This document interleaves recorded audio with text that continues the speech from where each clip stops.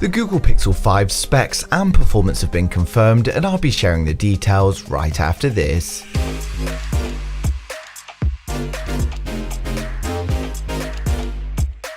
If you're new here and want to stay up to date with the latest tech, please hit subscribe followed by the bell. You can also keep up on Facebook, Instagram and Twitter by clicking the links in the description.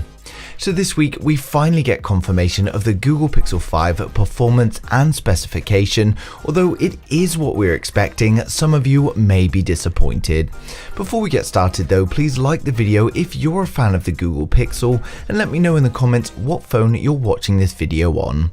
But as I told you last week, it's looking like the Google Pixel 5 is going to be focusing on keeping the cost down and providing us with an incredible smartphone camera. The recent foray did exceptionally well in this area, and the only thing it didn't cater for was those who prefer a larger display. Google already confirmed that the Pixel 5 is going to be coming this year, and we've now got a leaked benchmark that confirms the performance and the specs of the Pixel 5. The Google Pixel 5 has appeared on AI Benchmark, and it confirms the presence of the Snapdragon 765G, 8GB of RAM, and the fact that it will perform well, but performance will not be over the top. The Pixel 5 actually scores less overall than its predecessors, the 4 and the 4 XL. It got an overall score of 39.4 compared to the 4's 39.6 and the 4 XL 39.5. So clearly this is just marginally different, but it further goes to show that the phone is going to perform well, but it just won't be a flagship. The focus is again going to be on camera and experience. We'll get a nice display with incredible cameras, and I mean people will still be able to use the Pixel 5 for gaming, they just won't be able to play in the max detail at high frame rates. The rumoured launch price for the Pixel 5 is $650, and this is likely going to equate to about £650 for those of you in the UK. Ross Young has already told us that the display is going to be a 6.67 inch 120Hz display, so for those who want a bigger screen, it's definitely going to be worth holding out. With the smooth, pure Android experience, the Pixel tends to carry a large fan base, and the decision to pull away from the flagships is a great move in my opinion.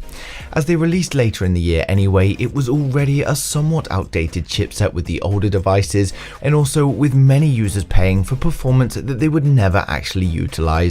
There's a report stating that there's also a smaller 5A in the works as well, but for those who want that, you'll be waiting just under a year.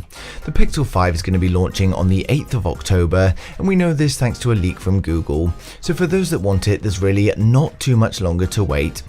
If however you can't wait and you do want a smaller device, there's always the newly released 4A, which was launched last week. I've already provided a hands-on review for the Pixel 4A, so we'll just take a look at that now for those of you that are interested. On the Pixel 4A, we've got a 5.81 inch full screen display with this punch hole selfie camera in the top left. It's a Full HD Plus OLED display with a resolution of 2340 by 1080. It's got a 24-bit color depth, HDR support, and a 19.5 by 9 aspect ratio, giving us 443 pixels per inch. We've got a nice thin symmetrical bezel all the way around the phone, which I really like, and I much prefer it over its premium counterpart, but it is worth noting that the chin is ever so slightly larger than the forehead, but it is barely noticeable. The selfie camera in the top left is an 8 megapixel sensor with an aperture of f2.0. It's a 1.12 micrometer sensor with fixed focus and an 84-degree field of view. It takes 1080p photos and allows for 1080p at 30 frames a second if you're taking a video. There's no in-display fingerprint scanner on the device, and that's because on the back we have the return of the physical fingerprint scanner, and for me it's a very welcome return. The Pixel 4a XL has been one of my favourite devices so far, but I wasn't a fan of the Solid radar or its face unlock only. You can see they've stuck with the square camera module on the back, which is an odd choice considering we only have one camera, but it is still a small module and it doesn't protrude much from the case. The camera appears to be the same camera as the Pixel 4's primary camera, and that's a 12.2 megapixel camera with an aperture of f1.7 and a 77-degree field of view.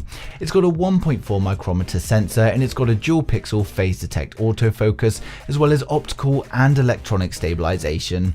It's capable of 4K at 30 frames a second, 1080p at 3060 or 120, and 720p at 3060 or 240 frames. As well as this, we also have the LED flash. Now on top is something that's going to please a lot of you out there, and that's the return of the 3.5mm headphone jack as well as a secondary mic. On the right hand side of the device we've got the accent power button as well as a volume rocker. On the bottom it's just a USB-C port, the primary mic, and of course the speaker grills. On the left side it's only got the SIM card holder and there's no dual SIM support here, so unfortunately it's just a single nano SIM card, although it does also support eSIM. Now when it comes to the hardware running the Google Pixel 4a, we've got the Snapdragon 730G, which isn't a flagship chipset, but it's still very capable nonetheless. Even when it comes to the more demanding gaming, it does fairly well, and we're going to cover it in more depth shortly. We get 6 gigs of DDR4 RAM, and that's coupled with 128 gig storage, but of course being a Pixel, it offers unlimited Google Photos at high picture quality for those that may be worried about space. It's all powered by a 3140 mAh battery with 18-watt fast charge, and I found it to easily last the day, and it of course comes with Android 10. So overall the Pixel 4a is a decent choice for those who want a cheap all-round phone, but one that also takes decent photos. So that's it for the Pixel 4a. It's a great time to be a Pixel fan, as whatever your needs, there's a Pixel to suit. But that's all the information I've got for you guys today, and if anything comes to light, I'll be sharing it with you guys straight away. As always though, I'd like to know your thoughts in the comments. Who out there is waiting for the Google Pixel 5, and what are your thoughts on this benchmark? But thanks for watching the video. If you liked it, smash the thumbs up. If you didn't, hit the thumbs down twice, and I'll see you guys in the next one.